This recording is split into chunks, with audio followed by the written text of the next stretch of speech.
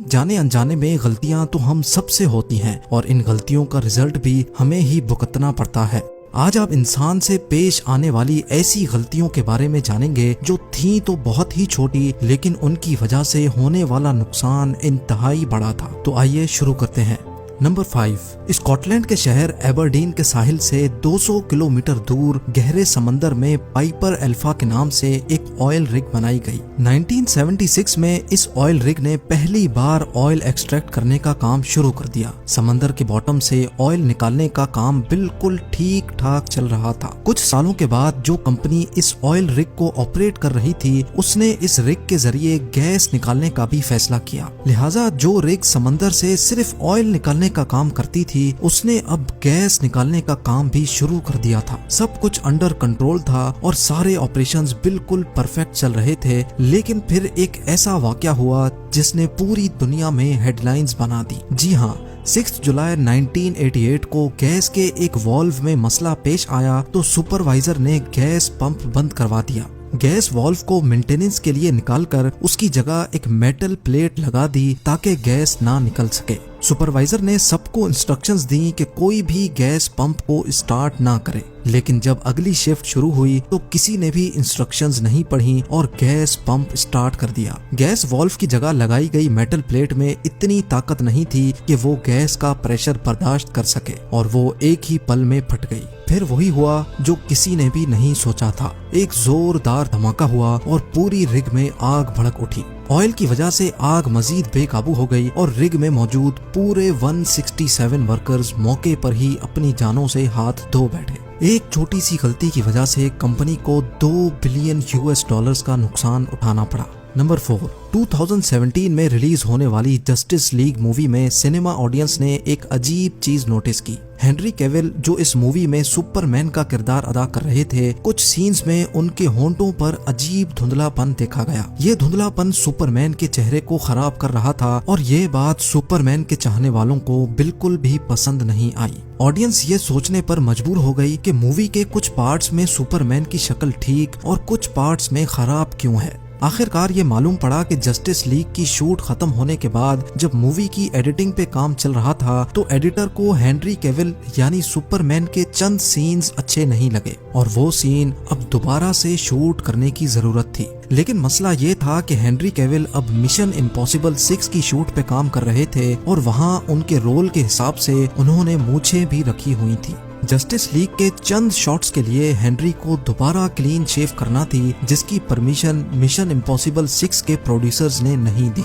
आखिरकार हल्की शेव और मूछों के साथ ही जस्टिस लीग के चंद शॉट्स करने पड़े और अब एडिटर का काम था कि इफेक्ट्स के जरिए वो हेनरी को क्लीन शेव करे। एडिटर ने अपनी पूरी कोशिश की, लेकिन जो रिजल्ट सामने आया उसमें हेनरी की शक्ल काफी अलग हो चुकी थी। सिर्फ इन मूंछों की वजह से मूवी पर एक्स्ट्रा $25 मिलियन का खर्चा हुआ और साथ साथ मूवी की लो रेटिंग की वजह से जो नुकसान हुआ वो इससे भी काफी ज्यादा था।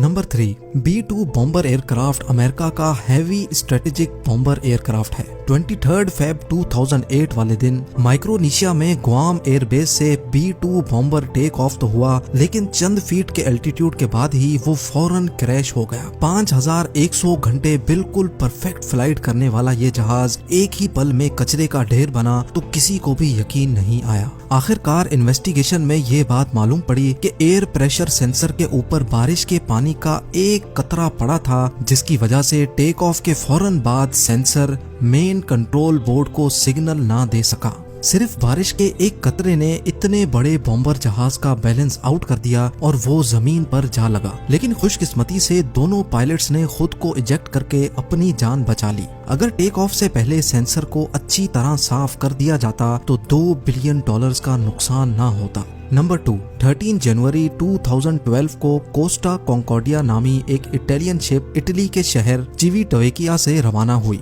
ये शिप एक हफ्ते के लिए मेडिटेरेनियन सी में क्रूज के लिए निकली थी, जिसका रूट पहले से प्लान किया जा चुका था। इस शिप में टोटल 3200 पैसेंजर्स और 1000 क्रू मेंबर्स मौजूद थे। क्रूज के चंद घंटों के बाद ही एक हादसे ने इस भारी भरकम क्रूज को अपनी लपेट में ले लिया। पैसेंजर्स की जान बचाने के लिए रेस्क्यू ऑपरेशन किया गया, लेकिन हादसे में 32 लोग जान की बाजी हार चुके थे।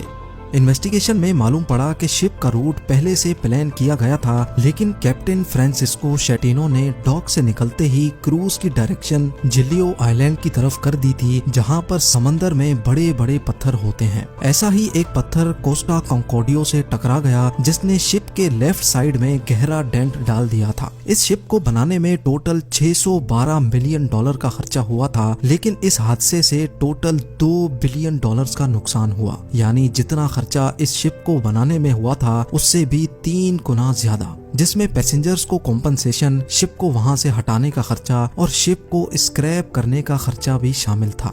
और अब नंबर 1, आज के दौर में एप्पल कंपनी के सिर्फ 10% शेयर्स की क्या कीमत होगी, इसका अंदाजा आप अच्छी तरह लगा सकते हैं। लेकिन एक ऐसा शख्स भी है जिसने एप्पल कंपनी के 10% शेयर्स सिर्फ $800 यानी 60,000 रुपयों में बेच दिए थे। स्टीव जॉब्स और स्टीव वॉजनियक के साथ साथ एक शख्स और भी था जो एप्पल के फाउंडर्स में शामिल है, और वो है रॉन वाइन। 1976 में रॉन वाइन ने स्टीव जॉब्स और स्टीव वॉजनियक के साथ मिलकर एप्पल कंपनी बनाई थी, जिसमें रॉन वाइन की मेहनत की वजह से उसको 10% कंपनी के शेयर्स दिए गए। उस वक्त रॉन वाइन के ऊपर कुछ कर्जा चढ़ा हुआ था, जिसकी वजह से उसने $800 में वो शेयर्स बेचकर अपना कर्जा उतार दिया। लेकिन आज उन शेयर्स की कीमत 120 बिलियन डॉलर्स है। यानी अगर रॉन वो शेयर्स बेचने की गलती ना करता तो आज वो दुनिया का 5वां अमीर तरीन इंसान होता। उम्मीद है जेम टीवी की ये वीडियो भी आप लोग भरपूर लाइक और शेयर करेंगे। आप लोगों के प्यार भरे कमेंट्स का बेहद शुक्रिया। मिलते हैं अगली शानदार वीडियो में।